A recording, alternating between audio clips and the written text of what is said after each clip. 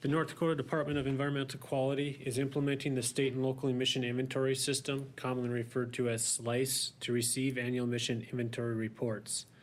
In this series of videos, we will be walking you through the application and explaining how to complete an AEIR submission.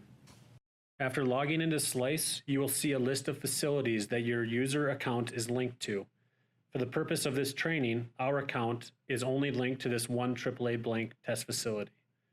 To begin working within a facility, you will select the Open button on the right side of the screen. On the facility homepage, you will see a list of emission inventory reports.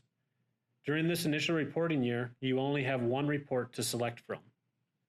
In this case, the report is already in process, so we will select the Open button to continue working on the report.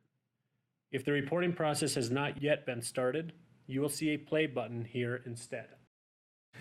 In your initial reporting year, you will be building your facility. To do this, you'll be completing these 5 sections.